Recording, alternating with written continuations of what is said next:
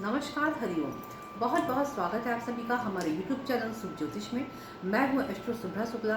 सबसे पहले आप सभी माताओं बहनों को वट सावित्री व्रत की ढेर सारी शुभकामनाएं। आपका सुहाग सदैव अमर रहे, आपके दाम्पत्य जीवन में हमेशा मिठास बनी रहे, आप प्रेम पूर्वक रहें। आप सभी को पता है लॉकडाउन की जो दिक्कतें हैं चल रही हैं वो बनी हुई हैं, और हमारे अंदर भी एक भय व्याप्त है कि हम पूजा अर्चना करने कैसे जाएं बाहर। कोई बात नहीं, वो भी लोग परेशान ना हो जिनकी शादी हुई है और उनको पहली बार पूजा करना है। उनके मन में तमाम प्रश्न चल रहे होंगे कि अब हम पता नहीं उतना अच्छा तैयार होकर बाहर जाना था, उतना अच्छा तैयार घर में हो या ना हो। आप ऐसा बिल्कुल ना सोचें, आप बिल्कुल अच्छे से तैयार हों और विधि विधान से वैसे ही पूजा करें जैसे आप सभी वट वृक्ष के नीचे करते हैं। ब्रह्म मुहूर्त में उठ के एक तांबे का या पीतल का आपको लोटा लेना है। उस लोटे में साधारण जल, गंगा जल, एक 5 का सिक्का, 2 गांठ हल्दी डालनी है। आम का पल्लो अगर मिल जाता है तो आम का पल्लो बिछाना है, नहीं मिलता है कोई बात नहीं। उसके ऊपर एक कटोरी पे थोड़ा सा आपको चावल रखना है और उसके ऊपर एक घी का दीपक जलाना है। लोटे पे आप पहले ही स्वास्तिक बना लीजिएगा। अगर आपको वट वृक्ष की टहनी थोड़ी सी मिल जाती है तो आप उस टहनी को भी वहाँ पर रख दीजिएगा और भाव करिएगा कि आप वट वृक्ष के नीचे ही हैं और आपने पूजा शुरू कर दी है। सावित्री सत्यवान को आटे से बनाते हैं, किसी के यहाँ नहीं बनाते हैं, तो जैसा आपके यहाँ किया जाता है आप वैसे ही करिएगा। कच्चा सूत लोटे पे ही आपको बांध देना है। 101 बार, 11 बार, 21 बार, जितनी भी बार आपके यहाँ किया जाता हो। विधि विधान से वैसे ही सारे श्रृंगार के सामान आप पूजा स्थान पे ही जहाँ पर आपने कलश सजाया है वहीं पर आप चढ़ाएंगे।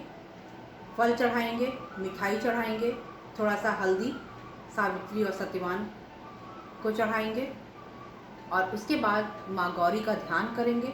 ध्यान करने के बाद सिंदूर चढ़ाएंगे और सिंदूर चढ़ाने के बाद आपने जो बरगद का पौधा होता है वो मंगा लेते हैं हम, तो वो आपको जैसे आपके यहाँ उसका प्रयोग करते हैं वैसे आप प्रयोग करेंगे कच्चे चने के साथ, और पानी पीकर अपना उसी स्थान पर व्रत तोड़ेंगे। उसके बाद अपने बड़ों के पैर छुएंगे। सासू माँ को वहाँ से श्रृंगार के सामान उनके कोछे में देंगे, उनसे आशीर्वाद लेंगे। जो भी आपके देवरानी जिठानी या बड़े बुजुर्ग हैं उनके आशीर्वाद लेंगे, अपने पति के आशीर्वाद लेंगे। अपने पति को भी एक केसर का या रोली का टीका करेंगे, उनका आशीर्वाद देते हुए उनके दीर्घ आयु की कामना करेंगे। अब आपको करना ये है कि सारी पूजन सामग्री को जितना आपने चढ़ाया था, कुछ तो आपस में हम एक दूसरे को उपहार स्वरूप भेंट कर देते हैं और कुछ सामग्री हम पंडित जी या किसी सुहागन महिला को दे देते हैं। आप अपनी सुविधा अनुसार जैसा कर सकते हैं वैसा करें। जिन माताओं बहनों को ऐसी दिक्कतें हैं, दाम्पत्य जीवन बहुत अच्छा नहीं चल रहा है,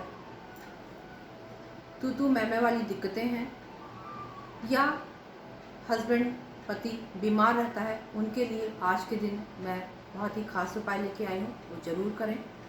सबसे पहले उनके लिए है जिनके पति का स्वभाव नहीं अच्छा है। अगर पत्नी अच्छा भी बोलती है तब भी वो हमेशा बात बात पर लड़ाई कर लेते हैं। जब आप पूजन के लिए बैठें तो आप 7 गिट्टे कपूर के और 1 पुड़िया सिंदूर अलग से रख लें।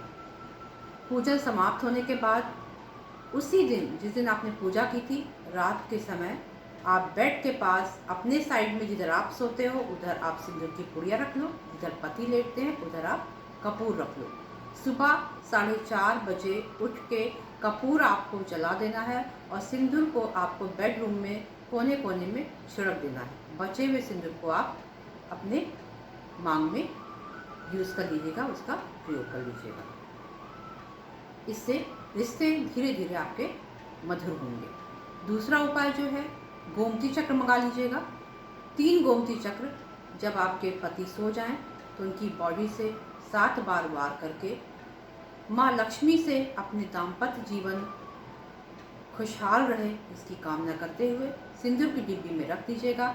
आप धीरे धीरे देखेंगे आपके रिश्तों में मधुरता आने लगेगी।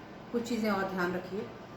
अगर आपका हस्बैंड बहुत तेज़ बोलता है तो आप ये कोशिश करिए कि आप भी तेज़ ना बोलिए, आप थोड़ा सॉफ्ट बोलिए, मधुर बोलिए।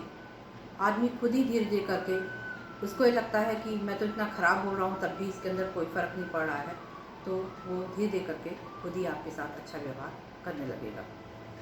अच्छा, इसके साथ ही साथ मैं आपको एक मंत्र बता रही हूँ, उस मंत्र को आप जरूर करें। ओम क्लीं काम रूपाय फट। एक बार फिर से सुन लीजिए। ओम क्लीं काम रूपाय फट। इस मंत्र को आप 11 बार करना शुरू करिए, देखेंगे रिश्ते धीरे धीरे करके मधुर हो जाएंगे। दूसरा उपाय है उनके लिए जिनके पति की तबीयत हमेशा खराब रहती है, हमेशा वो परेशान रहती हैं। वो जब पूजन करने बैठें तो उस स्थान पर थोड़ा सा लोबान, थोड़ा सा कपूर, थोड़ा सा सरसों आपकी पीली होगी, 4-5 पीस इलायची, 4-5 पीस लौंग उसी स्थान पे रखें जहाँ पर पूजा कर रही हैं। माँ का ध्यान करें अच्छे स्वास्थ्य की कामना करते हुए, और पूजा के बाद सायंकाल में उसे अपने पति जहाँ उनका रूम है, जहाँ बैठते उठते हैं, थोड़ा सा जला के उन्हें धूनी दे दें। ये क्रिया आपको नियम से फिर कम से कम आप 4 हफ्ते करें। आप देखेंगे धीरे धीरे उनके हेल्थ में भी इम्प्रूवमेंट होने लगेगा। साथ ही साथ प्रतिदिन उनके तकिए के नीचे 1, 2 या 1 रुपये का सिक्का रखें और उस सिक्के को उठा के फिर किसी भी शिवलिंग में या भोलेनाथ के मंदिर में चढ़ा दें। तो आप ये सब कुछ करें और माँ की कृपा प्राप्त करें। हमारे उपाय आपको कैसे लग रहे हैं हमें कमेंट के माध्यम से ज़रूर बताएं, क्योंकि जब आप मुझे बताते हैं तभी मुझे लगता है कि शायद हमारी बातें आपको समझ में आ रही हैं और आप हमको समझ रहे हैं। यदि अभी तक आपने हमारा चैनल सब्सक्राइब नहीं किया है तो हमारे चैनल को सब्सक्राइब करें, हमारे वीडियो को लाइक करें और अपने मित्रों तक शेयर अवश्य करें।